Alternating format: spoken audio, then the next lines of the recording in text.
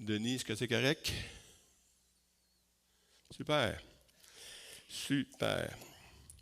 Donc, ce matin, on continue dans notre étude sur Jéhovah Rapha. C'est le Dieu qui guérit. C'est toujours lui qui fait ça, même si nous autres, on est des instruments de Dieu pour guérir les autres. C'est toujours Dieu qui guérit, ce n'est pas nous autres. Amen.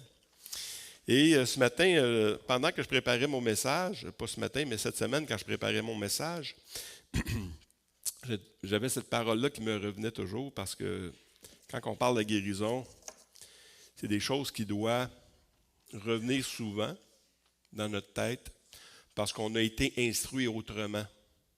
On a été programmé autrement. On est programmé à pogner le rhume.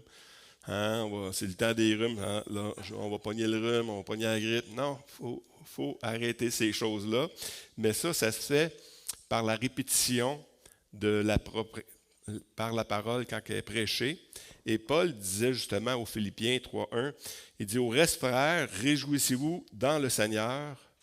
Je ne me lasse point de vous écrire les mêmes choses.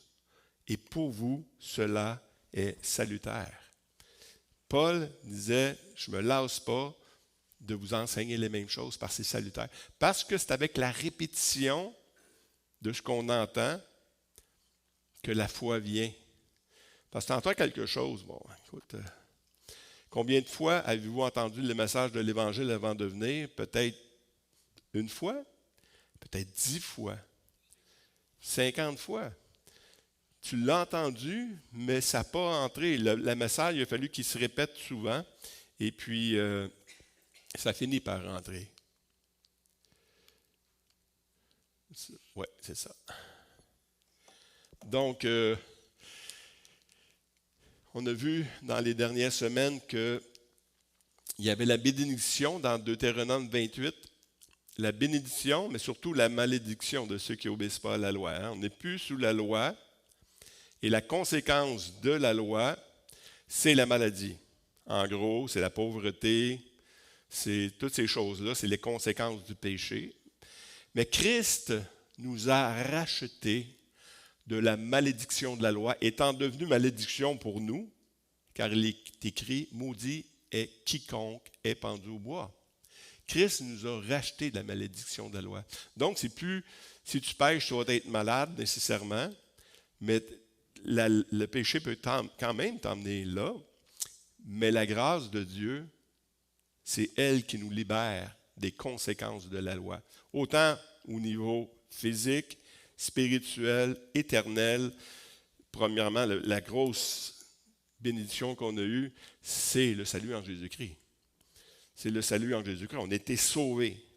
Mais toutes les bénédictions découlent aussi de la grâce de Dieu. La même chose, on va le voir aujourd'hui.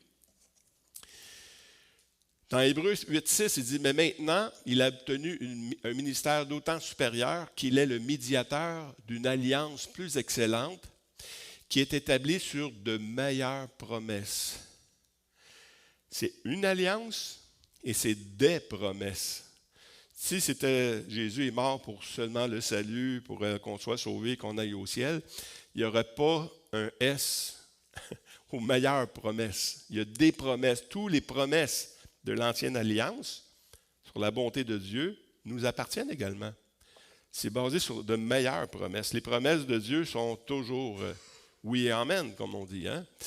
C'est car pour ce qui concerne toutes les promesses de Dieu, c'est en lui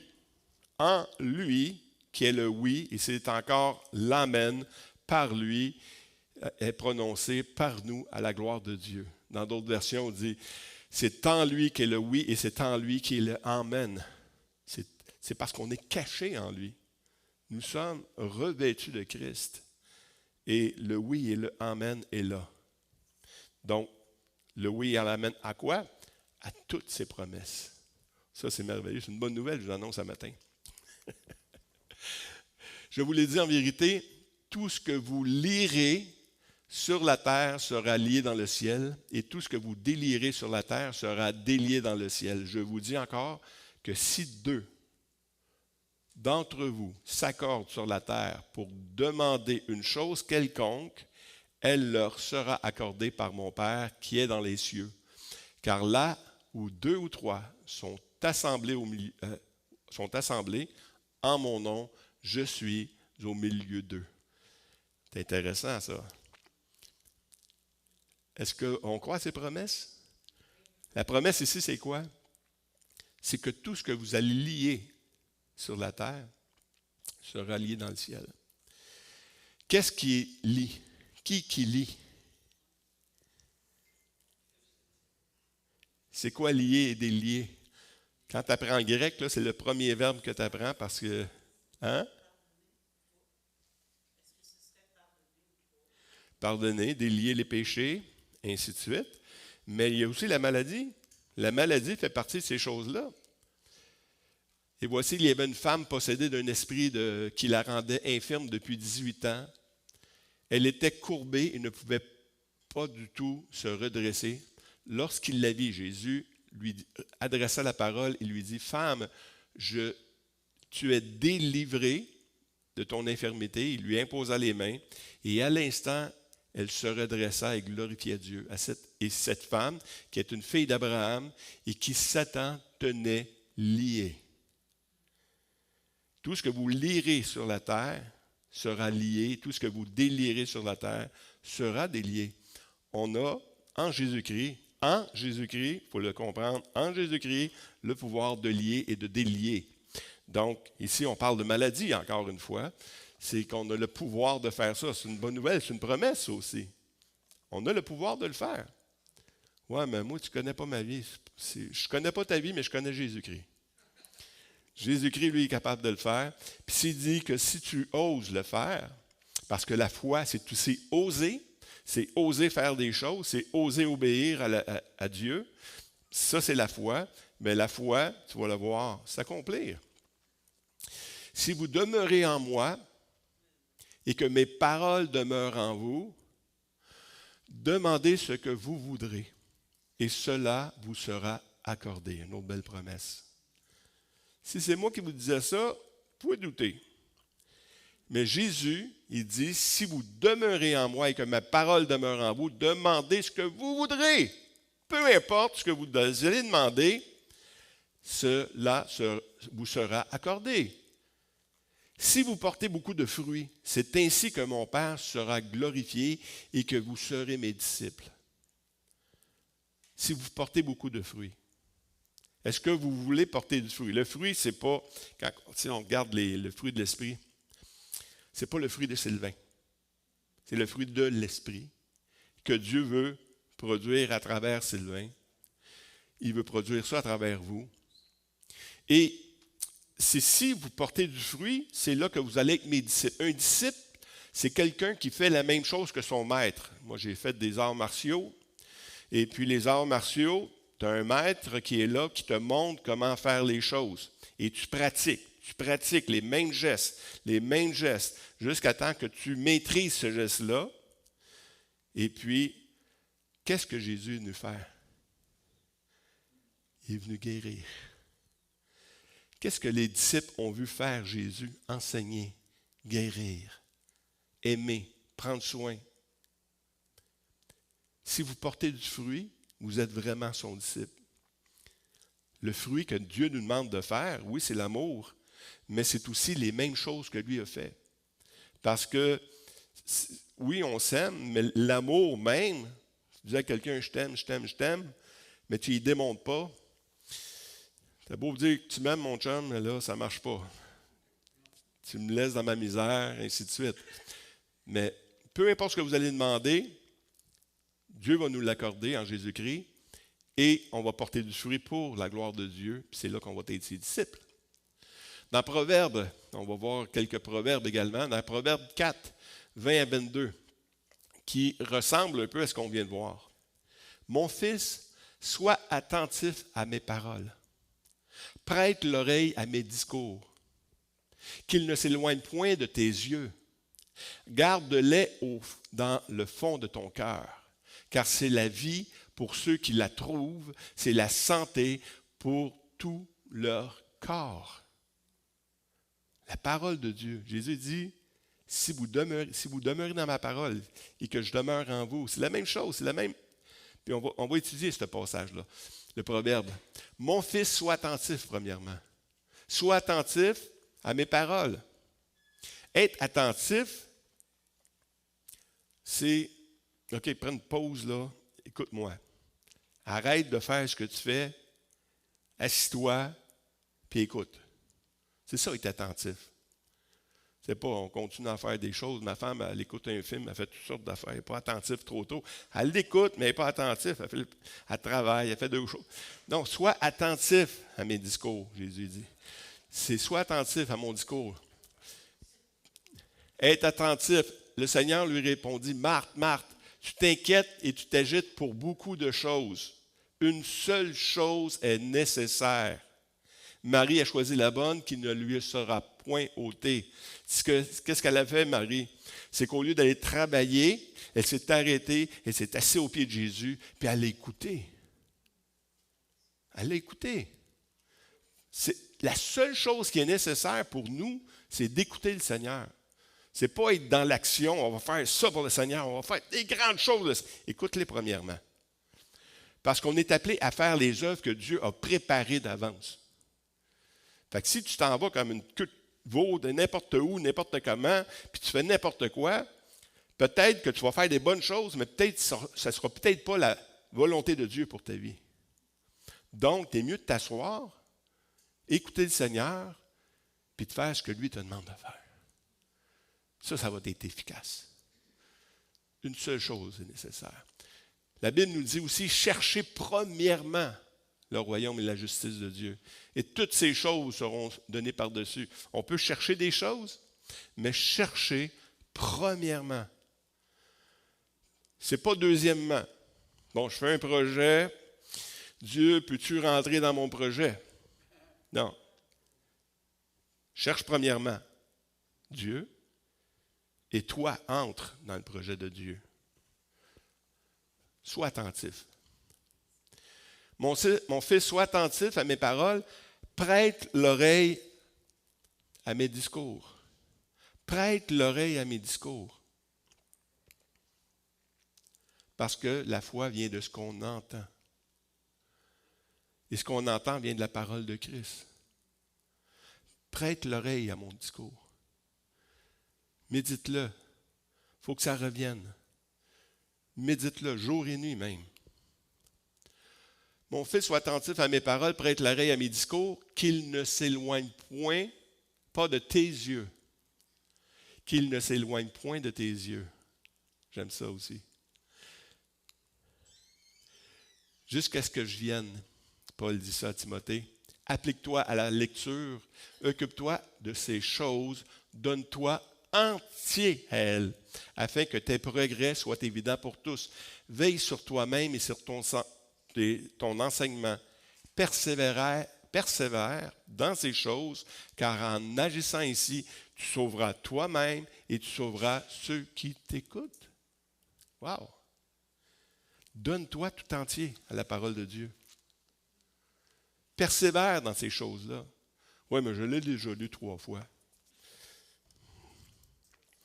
Je la lis depuis 35 ans, 36 ans bientôt. Et je découvre toujours. Je dois m'appliquer à ça. Parce que non seulement ça va être salutaire pour moi, je suis déjà sauvé pourtant, ça va être salutaire pour toi parce qu'il y a beaucoup de promesses dans la parole de Dieu, dont la guérison. Non seulement tu vas te sauver toi-même, mais tu vas sauver les autres. Non seulement tu vas réussir à avoir la guérison, mais tu vas être capable de dire « Wow! Le Seigneur, s'il l'a fait pour moi, il est capable de le faire pour toi. » Tu peux faire ces choses-là. Tu as la responsabilité même de faire ces choses-là. Garde-les dans le fond de ton cœur. Garde-les dans le fond de ton cœur. Il faut que ça pénètre en dedans. Ça peut pas, c'est pas juste une parole superficielle.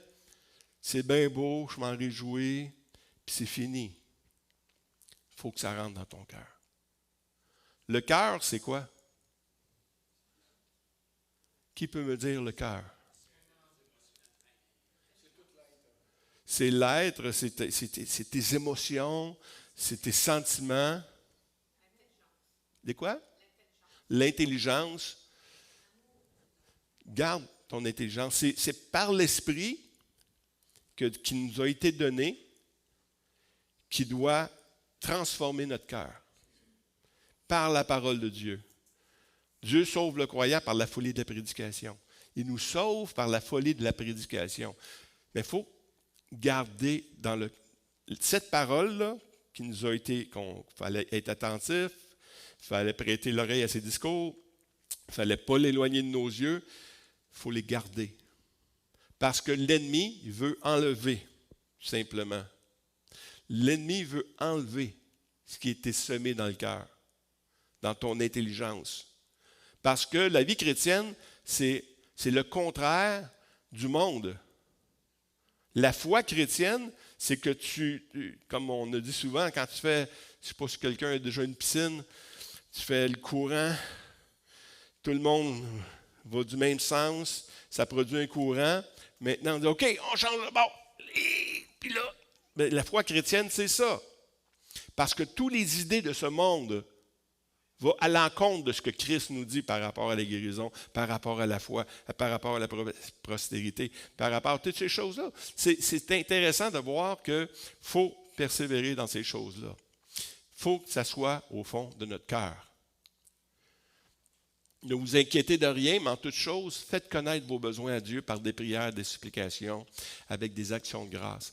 Et la paix de Dieu, cette paix-là qui surpasse toute intelligence, mon intelligence, mon cœur, ça dépasse mon cœur, gardera vos cœurs et vos pensées en Jésus-Christ.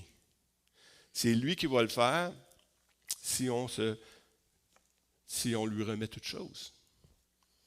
Il va garder notre cœur, mais il faut aller à lui pour ça. C'est de l'abondance du cœur que la bouche parle. C'est de l'abondance. L'homme bon tire de bonnes choses du bon trésor, et l'homme méchant tire de mauvaises choses de son mauvais trésor. Donc, la manière dont tu réagis va me montrer est où l'abondance dans ta vie. Si tu es un enragé, tu n'es pas de Christ. C'est du monde, c'est de ce que tu écoutes, c'est de ton cœur. Tu as rempli ton cœur de ces choses-là. Mais si tu remplis ton cœur d'amour, de paix, de patience, tout le fruit de l'esprit finalement, le fruit de l'esprit qui est toutes ces choses-là, c'est de cette abondance-là que ta bouche va parler. Wow! L'Esprit nous convainc tout le temps. Il a toujours dit la même chose, le Saint-Esprit. Il nous a toujours rappelé les paroles de Christ, mais nous, on transforme ces choses-là. On ne les retient pas au fond de notre cœur. On trouve ça beau, mais en même temps, c'est beau pour les autres parce que si les autres font ça, je vais être content. Non, mais moi aussi, je dois serrer ça dans mon cœur. Car c'est en croyant du cœur qu'on parvient à la justice et c'est en confessant de la bouche qu'on parvient au salut selon ce que disent les Écritures. C'est comme ce que je crois dans mon cœur, il faut que ça produise quelque chose. C'est de l'abondance du cœur que la bouche parle. Donc, si je remplis mon cœur de la connaissance de Christ, ma bouche va commencer à parler. Puis si je confesse la même chose que la parole de Dieu déclare, je vais avoir quelque chose de merveilleux arriver. C'est que tes babines doivent suivre ton cœur, puis tes bottines ensuite doivent suivre tes babines. OK? C'est une logique. C'est une suite logique. C'est que si tu es vraiment converti, ta vie va changer. Et si tu as compris les Écritures, ta vie va être transformée. Ton cœur va être transformé. Ce que tu vas commencer à déclarer va être transformé. Puis ce que tu vas voir arriver va être transformé également. C'est mathématique. Je vous le dis en vérité, si quelqu'un dit à cette montagne, ôte-toi de là et jette-toi dans la mer, et s'il ne doute point dans son cœur, mais croit ce qu'il dit arrive, il le verra s'accomplir. C'est une promesse de Dieu, ça. C'est pourquoi je vous dis, tout ce que vous demanderez en priant, tout ce que vous demanderez en priant, croyez que vous l'avez reçu et vous le verrez s'accomplir. C'est important de déclarer. C'est important de croire. Même si tu déclares et tu ne le crois pas. Peut-être Dieu, pendant les premiers temps, il va te faire grâce. Il va te dire, regarde, je sais, là. Combien de fois on a prié, puis on a prié parce qu'il fallait prier, là, puis on le voit à s'accomplir. C'est pas sur ma foi, je te dis que ça s'est accompli. Ça s'est accompli parce que j'ai déclaré. Mais la foi plus la déclaration de ce qu'on déclare, si tu dis quelque chose, puis tu ne doutes pas dans ce que tu viens de dire, la Bible nous dit que tu vas le voir s'accomplir. C'est une promesse de Dieu. Maintenant, quand on reçoit un enseignement, il faut que ça travaille. Dieu vient travailler dans notre cœur. Un coup qu'il a travaillé dans notre cœur, ça doit produire quelque chose. On va commencer à déclarer la même chose de Dieu. Même si le monde entier vient nous dire « Non, tu vas faire faillite. » Non. La parole de Dieu dit « Je ne ferai pas faillite. » Parce que Dieu va prendre soin de moi. Il va me donner l'intelligence, il va me donner la sagesse, puis je vais finir par m'en sortir. Mais ici, on parle de guérison. C'est la même chose, c'est la même foi. Tantôt, on a parlé, il faut que tu te nourrisses des choses, la parole de Dieu. La parole de Dieu, c'est comme le médicament que Dieu nous a donné. Mais si tu as un problème de couple, ça ne te donne rien d'aller lire sur la guérison nécessairement. Va lire ce que la Bible dit sur le couple. Si tu as un problème d'argent, va lire ce que la parole de Dieu dit sur l'argent.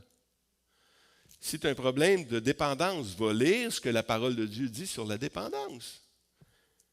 Mais si tu es malade, va lire ce que la parole de Dieu dit sur la maladie. Comment on peut guérir? C'est de ça que tu dois te nourrir. Si quelqu'un dit, ne doute pas en son cœur, mais croit ce qu'il dit, si tu crois que ça va arriver, tu vas le voir s'accomplir. C'est par la foi. C'est pour ça qu'il dit que ce livre de la loi ne s'éloigne point de ta bouche. Que ce livre de la loi ne s'éloigne point de ta bouche. Moi, j'aurais dit, si ce livre de la loi ne s'éloigne point de tes yeux. Non, la parole de Dieu nous dit dans Josué 1,8, si ce livre de la loi ne s'éloigne point de ta bouche, dis la même chose que Dieu dit. Les 10 espions, les 12 espions qui sont allés, il y en a 10 qui n'ont pas donné le bon rapport, puis il y en a 2 qui ont donné le bon rapport. Ils ont dit la même chose que Dieu dit. Je vais prendre possession, peu importe ce qui arrive là-bas, on va avoir la victoire. Ils ont déclaré. Et ceux qui ont déclaré le contraire, il n'y en a pas un qui est rentré dans la terre promise. Il n'a pas déclaré ce que Dieu a dit. Ils ont déclaré ce qu'ils ont ressenti. Ils ont déclaré leurs craintes. Faites attention à déclarer vos craintes. Déclarez ce que la parole dit, qu'il ne s'éloigne point de ta bouche, mais dites-le jour et nuit pour agir fidèlement selon tout ce qui est écrit, car c'est alors que tu auras du succès dans tes entreprises, c'est alors que tu réussiras. Dans Proverbe 18, 21, la mort et la vie sont au pouvoir de la langue. Quiconque l'aime en mangera le fruit. Si tu dis les mauvaises choses, tu vas manger des mauvaises choses. Si tu dis des bonnes choses, tu vas vivre de ces choses-là. La vie et la mort. Si tu dis que tu vas mourir, tu vas mourir. Si tu dis que tu vas vivre, déclare les bonnes choses. Puis là, je ne suis pas en train de dire qu'on va vivre éternellement là, dans notre corps. Je suis en train de dire que si Dieu, dans ta relation avec lui, Dieu te donne la foi, ça se peut que tu vives plus longtemps que tu es supposé de vivre. Comme ça se peut que tu vives moins longtemps que tu étais supposé de vivre, si tu déclares le contraire. Donc faites attention à ce que vous déclarez. Garde ton cœur plus que toute autre chose, car de lui viennent les sources de la vie. C'est de lui qui viennent les sources de la vie, de ton cœur. Ton esprit est là, t'enseigne toutes ces choses-là, parce que l'esprit qui nous a été donné nous rappelle tout ce que Christ nous a enseigné. Il doit convaincre ton cœur, et ton cœur, c'est de lui qui viennent les sources de la vie. L'esprit de l'homme le soutient dans la maladie. Mais l'esprit abattu, qui le relèvera? Il y a même des gens qui ont essayé ça dans le monde, la joie. La Bible nous dit, soyez toujours joyeux. Soyez toujours joyeux. Le rire, même le rire, c'est une guérison. T'emmènes parce que tu te fous. C'est pas grave. Le rire, c'est le contraire de la peur. Si tu as peur, commence à rire. Ouais, peut-être tu vas rire jaune. Mais continue à rire. Puis tu vas voir, il y a des choses qui vont se débloquer dans ta vie. Je vous le dis, c'est des expériences qu'il y a des milliers de chrétiens qui ont fait en faisant ça. Ils ont vu leur situation changer. Sonde-moi, ô Dieu, et connais mon cœur. Éprouve-moi et connais mes pensées. Regarde si je suis sur une mauvaise voie et conduis-moi sur la voie de l'éternité. Seigneur, est-ce que mon cœur dit comme toi? Est-ce que, regarde si mes pensées sont différentes de tes pensées? Si mes pensées sont la même chose que tes pensées, ça va bien se passer. Mais si je dis le contraire, car c'est la vie pour ceux qui les trouvent, c'est la santé pour tout leur corps, comme on a vu tantôt. C'est la parole de Dieu, ce qu'on a enseigné, qui nous a enseigné, ce qu'il nous a dit de garder profondément dans notre cœur. Ça, c'est la vie pour ceux qui les trouvent. Longtemps, j'étais chrétien et puis je prenais juste ce qu'on me donnait. Puis ce qu'on me donnait, c'est leur expérience. Ta vie personnelle, ce que tu vis, c'est pas là-dessus que tu dois interpréter la parole de Dieu.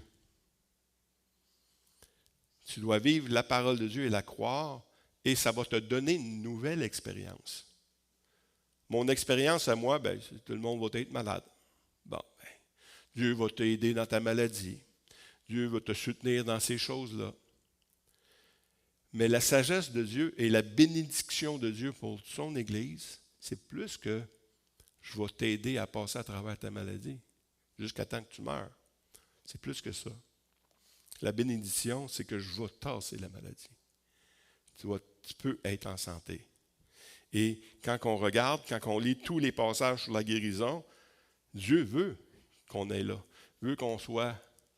Un cœur joyeux, comme on a vu tout à l'heure, est un bon remède. Un cœur joyeux est un bon remède, mais un esprit abattu dessèche les eaux. Laissez-vous pas. Je le sais, quand on rentre quand on a un mauvais diagnostic, on rentre dans une bulle, puis on a de la misère à s'en sortir. C'est pour ça qu'on a besoin des uns des autres pour se sortir de cette bulle-là, pour qu'on puisse raisonner comme il faut. Parce que quand on est dans notre bulle, on ne voit plus rien que ça, on voit juste notre mal, on voit juste les choses-là, puis on a de la misère à aller même lire la parole de Dieu. Mais un cœur joyeux est un bon remède, mais un esprit abattu abattu déchèche les eaux. Il faut revenir et s'encourager, s'exhorter. Combien de fois la Bible nous dit de s'exhorter les uns les autres? S'encourager les uns les autres. On a besoin les uns des autres pour avoir un cœur joyeux dans le Seigneur. Mais quelqu'un dira, toi tu as la foi et moi j'ai les œuvres. Montre-moi ta foi sans les œuvres et moi je te montrerai ma foi par les œuvres. Tu crois qu'il y a un seul Dieu, tu fais bien. Les démons le croient aussi et ils tremblent. C'est pas ce que tu crois. Tu crois en Dieu, c'est un pas. Même les démons croient que Dieu est là, mais ça ne change pas les vies. Mais qu'est-ce qui change les vies? Veux-tu savoir, ô homme vain, que la foi sans les œuvres est inutile? La foi sans les œuvres, sans la parole qui sort, sans la mise en pratique de ces choses-là, il y a plein de passages, on n'ira pas jusque-là, mais il y a plein de passages qui nous montrent que si tu fais ce que Dieu te demande de faire, ça va changer ta vie.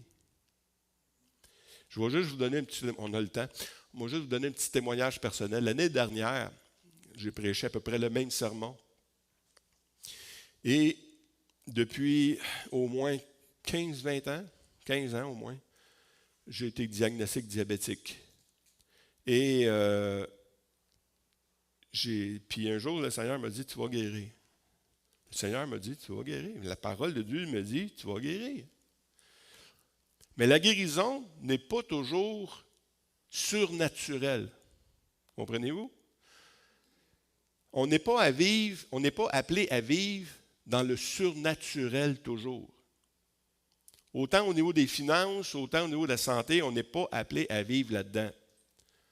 Parce que si vous voulez vivre du surnaturel, c'est que vous allez être appelé à vivre dans la maladie, premièrement. Moi, je ne veux pas aller dans la maladie. Je veux vivre dans la sagesse de Dieu, dans la bénédiction de Dieu. Mais le surnaturel, souvent, on a besoin. Quand on n'a pas appris justement à combattre ces choses-là dans nos vies, on se laisse aller, puis là, on a besoin d'un miracle, d'une guérison surnaturelle. Puis Dieu, il ne nous blâme pas, là. Mais on est appelé à vivre de la bénédiction de Dieu. Et pour revenir à mon histoire, j'ai dit que je vais guérir de mon diabète. Tu vas dire ça au monde, ils vont dire non, tu ne peux pas guérir du diabète. Moi, je vous dis que je vais guérir du diabète. Qu'est-ce que je dois faire pour guérir du diabète? Premièrement, je dois perdre du poids. Je dois m'entraîner. Je dois manger mieux. Ce n'est pas toujours surnaturel. C'est naturel aussi. Quand on vieillit, là, la première chose qui nous lâche, c'est nos jambes. Mais si on ne s'exerce pas, ben on encourage ce vieillissement-là. Donc, on doit, d'une manière naturelle, d'une manière sage, de prendre soin de notre corps. Et jusqu'à maintenant, ça fait 1 an, j'ai déjà rendu à la moitié. Mon diabète a baissé de moitié. C'est déjà une victoire pour moi, mais c'est pas la bataille n'est pas gagnée. Je dois continuer à faire attention à ce que je mange d'une manière intelligente. Je dois continuer à m'entraîner. Je dois continuer à déclarer la parole de Dieu. Il faut faire attention à ça. Dieu nous a donné de l'intelligence. Si quelqu'un manque de sagesse, qu'il la demande à Dieu, qu'il va lui donner sans reproche, mais qu'il la demande avec foi, parce que celui qui doute est semblable à des flots, qui est ballotté d'un bord et de l'autre, qu'un tel homme ne croit pas qu'il recevra quelque chose du Seigneur. Si tu doutes, pense pas que tu vas recevoir quelque chose du Seigneur. Mets ta foi, étudie la parole de Dieu. La parole de Dieu, c'est une sagesse. Si j'ai besoin d'un miracle, je sais que je vais avoir mon miracle, mais je ne suis pas appelé à vivre dans le miracle. Nous ne sommes pas appelés à vivre dans le miracle, mais dans la sagesse de Dieu. Et c'est là que je vais avoir des victoires. Si tu n'as pas la foi, si tu ne fais pas ce que Dieu te demande, même ta foi est inutile. Regardez bien, je vais finir avec celui-là parce que plus tard, je vais revenir avec ce que je viens de dire, là, plus tard, la semaine prochaine ou autre. Heureux celui qui s'intéresse aux pauvres, au jour du malheur. L'Éternel le délivre. L'Éternel le garde. Il lui conserve la vie. Il est heureux sur la terre et tu ne le livres pas au bon plaisir de ses ennemis. L'Éternel le soutient sur son lit de douleur et le soulage dans toutes ses maladies. Si tu fais ce que Dieu te demande de faire, puis ça fait déjà la 3e fois que j'en parle, attendez pas d'avoir la guérison pour aller prier pour quelqu'un. Attendez pas ça. Faites-le. Agissez. Parce que Dieu dit, je ne te demande pas de le faire parce que ça marche chez toi. Je te demande de le faire parce que tu crois à ce qui est écrit là-dedans. Puis quand tu le fais, tu le vois toi-même, tu reçois toute la bénédiction de ce que la parole de Dieu dit. Si tu prends soin du pauvre, si tu prends soin des autres, la parole de Dieu nous donne cette dernière promesse-là, qu'on va voir aujourd'hui, tu le soulages dans toutes ses maladies. On peut avoir la guérison même en s'occupant des autres. J'avais rencontré, je travaille dans la prévention au suicide, puis j'ai rencontré un psychologue à un moment donné, puis il me disait que eux, là, le meilleur remède, qui n'est pas les pilules, là, le meilleur remède pour quelqu'un qui est dépressif, c'est qu'il va t'occuper des autres. Même le monde. Le monde a compris ces choses-là, puis nous, qu'on a la parole de Dieu, on attend d'être guéri avant d'aller aider ou soulager les autres. Non, attendez pas. Faites-le. Vous allez voir, toute cette bénédiction-là va découler sur vous si on accomplit ce que Dieu nous demande de faire. C'est là-dessus qu'on va terminer aujourd'hui. Donc, la parole de Dieu, elle est vraie. Elle est oui et amen. Nourris-toi de ce que tu as besoin. Si tu as besoin de quelque chose, si tu veux, je sais pas moi, tu vas avoir un mari, tu vas avoir une femme, regarde les choses de la parole de Dieu qui nous dit, voici l'homme, comment il doit aimer sa femme, et voici la femme, comment il doit aimer son homme, et ainsi de suite. C'est pas évident, je vous le dis, même moi qui est chrétien depuis longtemps, je regarde ça, je dis, Seigneur, tu me demandes de mourir à moi-même, dans tout, oui. C'est pas dur, c'est impossible. C'est impossible. Ça te prend Jésus-Christ dans ta vie pour accomplir ces choses-là. Pour vivre la vraie vie que Dieu nous demande de faire, ça prend Jésus-Christ dans ta vie. Amen. Donc, on doit aller de ce côté-là, et puis Dieu va nous bénir si on prend notre prescription, puis on ne la laisse pas sur le comptoir de la cuisine. Une prescription, il faut que tu ailles chercher ce qu'il y a dedans. Non seulement il faut que tu ailles chercher ce qu'il y a dedans, mais il faut que tu la prennes régulièrement. Il faut que tu l'absorbes. Puis là, ça va produire quelque chose. Puis après ça, tu vas pouvoir agir. Déjà, même la parole de Dieu va plus loin que ça. Si tu crois ce que tu as demandé va arriver, tu vas le voir arriver.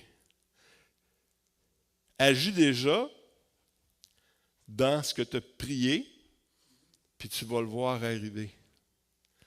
Wow! Non, Seigneur, guéris-moi, puis je vais le faire. Non. Fais-le, puis tu vas voir la guérison arriver. C'est contre notre raisonnement humain, ça. La parole de Dieu, c'est un contresens. Il y en a beaucoup de contresens dans la parole. On va peut-être en avoir un jour, mais c'est comme... Le meilleur exemple, c'est celui qui prête aux pauvres. Il prête à Dieu, il s'enrichit. Si tu donnes des sous à un pauvre, tu t'enrichis. Eh non, moi, si je donne, je m'appauvris. Tu sais, non, si tu donnes, tu t'enrichis. C'est ça la parole de Dieu. C'est pour ça qu'il est dur à comprendre. C'est pour ça qu'il est dur à mettre en application. Parce que ça prend la foi. Puis ça prend une communion avec Dieu. Mercredi dernier, on a étudié la prière. La prière, c'est pas juste de dire des choses à Dieu. C'est pas un monologue, la prière. La prière, ça prend quelqu'un d'autre qui te répond. Quand on prie, on reçoit de Dieu. On connaît Dieu. C'est ça la prière. C'est une conversation. C'est quelque chose qu'on doit développer, la prière. C'est que ça va produire quelque chose en nous de prier. Puis on néglige beaucoup la prière. On néglige beaucoup la prière parce qu'on n'est pas habitué à ça. Mais la prière, c'est lis, écoute, parle. Parle peu même. Parle pas beaucoup. Tu n'as pas besoin de parler beaucoup. C'est mieux d'écouter que de parler. Puis un coup, tu as compris, là, tu peux parler. Mais commence à comprendre la parole de Dieu avant. Ensuite, commence à la méditer, la mâcher, que ça soit rendu une vérité pour toi. Une vérité tellement profonde qu'il n'y a plus rien qui va venir la déranger dans ta vie. Après ça, dis-la, commence à la prêcher, la parole. Commence à dire la même chose que Dieu. Et ta vie va être transformée. Et tout ce que tu vas faire, ça va être de glorifier Dieu dans ta guérison. On ne glorifie jamais Dieu dans notre maladie. C'est dans notre guérison qu'on glorifie Dieu. Amen. Amen. Seigneur Dieu, merci pour ta parole encore aujourd'hui qui nous parle de tes promesses à toi, Seigneur Dieu. Tu nous as promis ces choses-là. Si on demeure en toi et que tes paroles demeurent en nous, tu nous dis de demander tout ce qu'on veut et ça va nous être accordé. On veut te croire, Seigneur Dieu. On veut te croire et on veut le déclarer de notre bouche et on veut l'enseigner aux autres aussi, Seigneur. Afin que nos vies te glorifient, toi. Ce n'est pas pour nous glorifier, nous, Seigneur Dieu, mais te glorifier, toi, à travers la guérison dans nos vies et pour ta gloire. Au nom de Jésus qu'on t'a prié. Amen. Amen, amen. Ce mercredi prochain, on